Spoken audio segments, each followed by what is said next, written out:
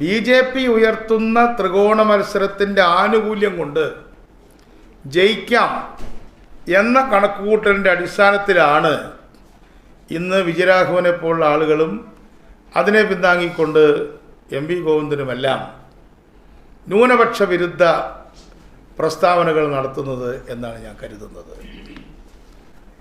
എന്നാൽ അതേ അർത്ഥത്തിൽ അത് പിണറായി വിജയൻ പറയുന്നത് ഞാൻ കാണുന്നില്ല. പക്ഷേ രണ്ട് പോളിറ്റ് ബ്യൂറോ മെമ്പർമാർ വിജയരാഘവനും ഗോവിന്ദനും അത് ആവർത്തിക്കുകയാണ്.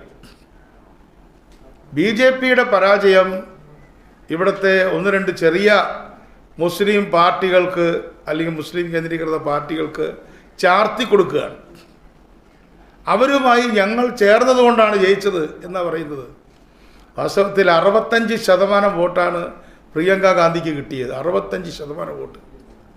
22% വോട്ടാണ് LDFിൻ്റെ സ്ഥാനാർത്ഥി സത്യം മൊകേരിക്ക് കിട്ടിയത്. 10% വോട്ടാണ് BJPക്ക് കിട്ടിയത്. പിന്നെ ചെറിയ ചെറിയ വോട്ടുകളേ ഉള്ളൂ. അപ്പോൾ 65% വോട്ട്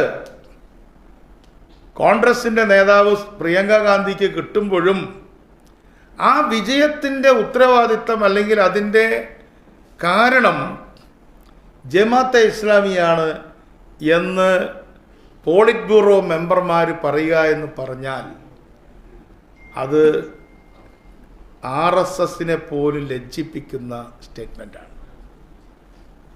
അത് പിണറായി വിജയൻ എന്താണ് അഭിപ്രായം എന്ന് ഞാൻ അദ്ദേഹത്തോട് ചോദിക്കാൻ ആഗ്രഹിക്കുകയാണ്. പിണറായി വിജയൻ അതേ അർത്ഥത്തിൽ പറഞ്ഞതായിട്ട് ഞാൻ ശ്രദ്ധിച്ചില്ല. നിങ്ങൾ ശ്രദ്ധിച്ചിട്ടുണ്ടെങ്കിൽ എന്നോട് പറയണം. അതുകൊണ്ട് വീണ്ടും MBR കൊണ്ടുവന്ന ബദൽ രേഖയും അതിനു മുമ്പ് EMS കൊണ്ടുവന്ന പോളിറ്റ് ബ്യൂറോ കത്തുമൊക്കെ കേരള രാഷ്ട്രീയത്തിൽ ചർച്ചയ്ക്കെടുക്കുകയാണ്.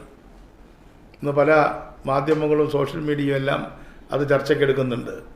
ന്യൂനപക്ഷ വർഗീയത എന്ന് പറയുന്നത് അല്ലെങ്കിൽ ന്യൂനപക്ഷങ്ങളുടെ സംഘടനകൾ എന്ന് പറയുന്നത് RSS പോലെയാണ് എന്ന വാദത്തെയാണ് MBR എതിർത്തത്. അല്ല എന്നാണ് ഞങ്ങളുടെ ഇപ്പോഴത്തെ അഭിപ്രായം. ന്യൂനപക്ഷങ്ങൾ എല്ലായിടത്തും വേട്ടയാടപ്പെടുകയാണ്. ബംഗ്ലാദേശിൽ വേട്ടയാടപ്പെടുന്നത് ഹിന്ദു ന്യൂനപക്ഷമാണ്. ഭൂരിപക്ഷ വർഗീയത എന്ന് പറയുന്നത് കുത്തക മുതലാളിമാർ അധികാരം പിടിച്ചു പറ്റാൻ ഉപയോഗിക്കുന്ന ഒരു ആയുധമാണ്. കാരണം ഭൂരിപക്ഷം കിട്ടിയാൽ മതിയല്ലോ. വർഗീയമായിട്ടാണോ അല്ലേന്ന് ആരും ചോദിക്കില്ല.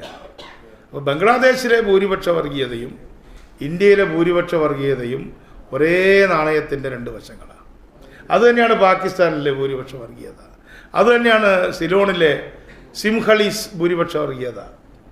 അവിടെ തമിഴ് എന്ന് പറയുന്നതിൽ ഭൂരിപക്ഷവും ഹിന്ദുക്കളാണ്, കുറച്ച് മുസ്ലിം ക്രിസ്ത്യൻ എല്ലാം ഉണ്ട്. ലിംഗ്വിസ്റ്റിക് മൈനോറിറ്റിയാണ്. സിംഹള എന്ന് പറയുന്നത് ഒരു ഭാഷയാണ്.